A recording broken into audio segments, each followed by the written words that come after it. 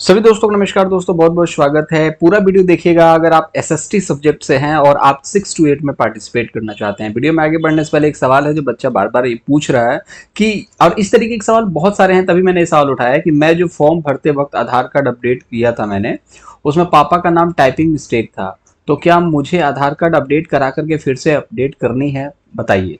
तो देखिए, मैं आपको बता दूं कि जो ऑप्शन मिला है ना आपको डॉक्यूमेंट अपडेट करने का, वो मिला है अटेस्टेड करवाने के बाद। तो आप अटेस्टेड करवाएंगे, फिर डॉक्यूमेंट को अपडेट करेंगे, ठीक है। और उसकी दो शर्तें हैं, या तो आपने गलत अपडेट कर दिया हो, या तो आपने रॉन्ग अपडेट किया हो, या तो आपका ब्लर हो। अब उसमें कहीं भी मेंशन नहीं है कि थोड़ा सा आपका कहीं ना कहीं थोड़ा सा आपका स्पेलिंग में मिस्टेक है, किसी भी चीज को लेकर के आप अपडेट करेंगे, ऐसा कुछ भी नहीं है। आपको ये नहीं बोला गया कि डॉक्यूमेंट अगर आपके गलत थे उसको सही करा लिया तो उसको अपडेट कीजिए। अगर आपने रॉन्ग कर दिया है, जैसे कि मान के चलिए मार्कशीट के जगह, जैसे कि आपने 10th का मार्कशीट डालना था, वहां पर आपने आधार कार्ड अपडेट कर दिया, ग्रेजुएशन की जगह 10th कर दिया, तो आपको अपडेट करना है, ठीक है। लेकिन आप शुद्ध करा करके उसको अपडेट कर रहे हैं, तो आपकी इच्छा है, आप करना चाहें तो कर सकते हैं, बट इस तरीके का कोई भी प्रोविजन नहीं है। अगर ऐसा होता तो अतुल प्रसाद जी या फिर किसी भी माध्यम से बीपीएससी यहाँ पर नोटिस के माध्यम से सारी चीजें बताता। तो ये मोटा मोटी आपका कुछ कंसर्न था, उसको मैंने क्लियर कर दिया। आगे बढ़ते हैं, यहाँ पर देखते हैं कि 6 से 8 में लगभग कितने पदों पर भर्ती आने वाली है। 15,000 के आसपास पदों पर भर्ती आने वाली है। और एसएसटी का पद जो होता है हर जगह ज्यादा ही आता है। कहने का मतलब है हर सब्जेक्ट में अगर 400 पद आते हैं तो एसएसटी में 450 या फिर 500 पद आते हैं। तो मोटा मोटी अभी आपको पता है अधियाचन के रूप में यहाँ पर 52,000 पदों की बात की जा रही है, जिसमें से अभी और आंकड़े इकट्ठे हो रहे हैं कि और कितने पद खाली हो सकते हैं, ठीक है। तो कुल मिला जुला के 15,000 मोटा मोटी मान के चलते हैं कितने पदों पर भर्ती आएगी, अच्छी खासी भर्ती है। तो यहाँ पर एक सवाल बनता है कि सर सब्जेक्ट कॉम्बिनेशन क्या होगा, सिलेबस क्या होगा, और परीक्षा में अब क्या क्या पूछा जाएगा, क्योंकि अभी इस बार तो परीक्षा हुई नहीं थी। और बीएड बीटीसी में कौन योग्य है, सभी चीजों को समझेंगे। और बीएड वालों, सुनहरा मौका है, इस चीज को समझ लेना। 6 से 8 में भर्ती आती नहीं है, अगर टीजीटी पीजीटी में आपका कॉम्बिनेशन नहीं बनता है, टीजीटी में खैर, पीजीटी अगर एमए मास्टर्स किया होगा तब तो बनेगा ना।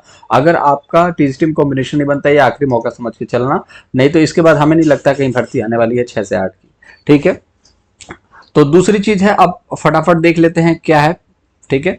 एलिजिबिलिटी क्या है, तो वो तो भारत का नागरिक हो, पागल या दिवालिया ना हो, 21 साल प्लस उम्र होनी चाहिए, प्लस बीएड, ठीक है, बीएड प्लस डीएलएड होना चाहिए, समझ रहे हो, बीएड प्लस डीएलएड होना चाहिए। बीएड तो किससे होता है, ग्रेजुएशन के बाद बीएड किया जाता है, ठीक है, ग्रेजुएशन के बाद बीएड किया जाता है। डीएलएड जो है वो 12th बेस पर भी किया जाता है, ग्रेजुएशन के बाद भी किया जाता है। तो अगर आपने ग्रेजुएशन के बाद डीएलएड किया है तो आप योग्य हैं, ठीक है। अगर आपने ग्रेजुएशन के बाद बीएड तो खैर होता ही है, 12th के बाद डीएलएड किया है तो आप योग्य नहीं है, आप बाहर हैं, आप 6 से 8 में पार्टिसिपेट नहीं कर सकते, ठीक है, साफ सीधी बात है। दूसरी चीज यहाँ पर देख लेते हैं, सब्जेक्ट कॉम्बिनेशन को लेकर के यहाँ पर बात कर लेते हैं, कौन कौन से आपको सब्जेक्ट चाहिए। तो चलिए सब्जेक्ट कॉम्बिनेशन को देख लेते हैं। तो ये है सब्जेक्ट कॉम्बिनेशन एसएसटी का। आप यहाँ पर देखेंगे कि कोई भी दो विषय स्नातक स्तर पे हो, मतलब कि अगर आपने 12th के बाद डीएलएड किया है तो आपने स्नातक किया ही नहीं है, तो मतलब ही नहीं बनता आपके यहाँ पर एंट्री लेने का, ठीक है। तो 6 से 8 में उच्च प्राथमिक में सामाजिक विषय के रूप में अध्यापक बनने के लिए आपको इतिहास होना चाहिए, भूगोल होना चाहिए, राजनीति शास्त्र, दर्शन शास्त्र, अर्थशास्त्र, वाणिज्य, मनोविज्ञान, समाज शास्त्र, गृह विज्ञान। अब इसमें आप अगर बीए कर रखा है आपने या फिर बीकॉम कर रखा है, दोनों एलिजिबल हैं एसएसटी का टीचर बनने के लिए। क्योंकि अगर आपने बीए कर रखा है तो ये सारे सब्जेक्ट तो मिलेंगे, लेकिन अगर आपने बीकॉम कर रखा है तो आपको अर्थशास्त्र और वाणिज्य मिलेगा ही मिलेगा। एग्जाम्पल के तौर पर इसमें से सिर्फ 2 ही सब्जेक्ट चाहिए। अब कुछ सवाल ये भी आते हैं बच्चों के कि सर मेरा सिर्फ 2 साल है तो क्या मैं एलिजिबल हूं? बिल्कुल आप एलिजिबल हैं। यहाँ पर कहीं भी मेंशन नहीं है कि 3 साल तक होना चाहिए। यहाँ पर आप देखेंगे हिंदी में सब्सिडरी विषय के रूप में भी है ना, तो भी आप चलेंगे, कोई दिक्कत वाली बात नहीं है। तो आपका मेन सब्जेक्ट भी नहीं है ना इसमें से कोई भी, जैसे मान लो भूगोल मेन सब्जेक्ट था, फिर हिंदी था, ठीक है, फिर इंग्लिश था, और एक सब्सिडरी सब्जेक्ट मान के चलो समाजशास्त्र ही ले रखा है, गृह विज्ञान ले रखा है, होम साइंस ले रखा है, तो भी कोई दिक्कत नहीं है। इसमें से 2 सब्जेक्ट बस होने चाहिए, कोई कॉम्बिनेशन नहीं चाहिए कि इतिहास और भूगोल में से कोई एक होना चाहिए, ऐसा कुछ भी नहीं है। आपके सिर्फ और सिर्फ इनमें से दोनों में से एक होना, इन सभी में से सिर्फ 2 होने चाहिए, आपका काम हो जाएगा। आई होप चीजें समझ में आ गई होंगी, ठीक है। ग्रेजुएशन के बाद बीएड किया है तब एलिजिबल है, ग्रेजुएशन के बाद डीएलएड किया है तो एलिजिबल है, उसके अलावा आप एलिजिबल नहीं हैं। इसमें से 2 सब्जेक्ट होना चाहिए, अगर आपके ग्रेजुएशन में नहीं तो फिर आप टीचर नहीं बन पाएंगे 6 से 8 में भी, इसको भी याद रखिए। प्राइमरी का जैसा नहीं है कि सब्जेक्ट कॉम्बिनेशन नहीं मांगा जाता है, इसमें से होना चाहिए तभी आप एलिजिबल हैं। तो यहाँ पर मैंने मेंशन कर दिया, देखिए बीएड और डीएलएड दोनों बच्चे भर सकते हैं। डीएलएड जो होना चाहिए ग्रेजुएशन के साथ होना चाहिए, तो आप एलिजिबल हैं। बीएड के पास सुनहरा मौका है अगर आपका कॉम्बिनेशन टीजीटी में नहीं बनता, साफ सीधी बात है, ठीक है। तो एलिजिबिलिटी हमने देख लिया, क्या क्या होना चाहिए, सारी एलिजिबिलिटी, एक सब्जेक्ट कॉम्बिनेशन भी हमने देख लिया। सिलेबस देखना इंपॉर्टेंट है, उससे पहले हम वैकेंसी देख लेते हैं कि वैकेंसी कितनी आएगी। तो वैकेंसी मैंने बता दिया है कि आपकी आएगी लगभग 15,000 के आसपास। दूसरी चीज है कब तक आएगी, तो ये दिसंबर तक आपकी पॉसिबल है कि आ जाए। बात तो ये चल रही थी कि अक्टूबर तक निकल जाएगा, लेकिन जिस तरीके के हालात बने हुए हैं अक्टूबर तक तो आपका रिजल्ट जारी होने वाला है पीआरटी का, तो अब इसके रिजल्ट के बाद ही कहीं ना कहीं कोई निष्कर्ष निकलने वाला है। तो नवंबर या दिसंबर से पहले पहले पॉसिबिलिटीज नहीं दिख रहा। मोटा मोटी अगर किस्मत अच्छी रही तो नवंबर में, फिर दिसंबर में, अगर मोटा मोटी किस्मत अच्छी नहीं रही तो सवाल ये उठता है सीटेट वाले 2 वाले बच्चों का। तो जो सीटेट 2 नहीं कर रहा परेशान है, पछताना पड़ रहा है। क्यों? क्योंकि पहले भी बोला जाता था भैया सीट पेपर 2 निकाल लो, नहीं सिर्फ प्राइमरी का निकालेंगे, ठीक है। अब मान के चलो कि बीएड वाला बच्चा जो है वो सिर्फ प्राइमरी पर फोकस करता था क्योंकि वैकेंसी मोटी आती है, और जाहिर सी बात है ह्यूमन नेचर है, करना भी चाहिए। लेकिन सीटेट पेपर 2 आसान तो है नहीं निकालना, बहुत आसान नहीं है। तो सीटेट पेपर 2 के लिए अब जो बच्चे एफर्ट लगाने वाले हैं वो अपीयरिंग में चले जाएंगे। तो जब अपीयरिंग में जाएंगे और मान के चलो कि जितना अभी सुविधा दी जा रही है उस समय उतना सुविधा न दी जाए तो कहीं ना कहीं फंस सकते हो। तो सीटेट पेपर 2 का भी नामो निशान भी नहीं है कि सीटेट पेपर 2 कब आएगा कब नहीं आएगा, दिसंबर में होगा नहीं होगा, किसी भी तरीके की अपडेट नहीं है। तो फिलहाल के लिए दिल की धड़कनें धक धक धक धक कर रही हैं, ठीक है। तो सीटेट, और यहाँ पर बहुत सारे बच्चे ऐसे हैं जो बीटेट पेपर 2 की मांग कर रहे हैं कि बीटेट करवा लीजिए ताकि सीटेट ना हो तो भी यहाँ पर थोड़ा सा टाइम डिले हो जाए और इसी बहाने सीटेट का भी हो जाएगा बीटेट का भी हो जाएगा। दोनों चीजें चल रही है, लेकिन ये सारी चीजें तो बस वही है ना, काल्पनिक है, वास्तविकता से लेना देना नहीं है। अब होगा तो होगा, नहीं होगा तो क्या कर सकते हैं। अगर जो बच्चे पास होंगे वो तो उम्मीद करेंगे कि भाई दोबारा से सीटेट ही ना हो ताकि हमारा जो भीड़ हो वो कम हो सके, ठीक है।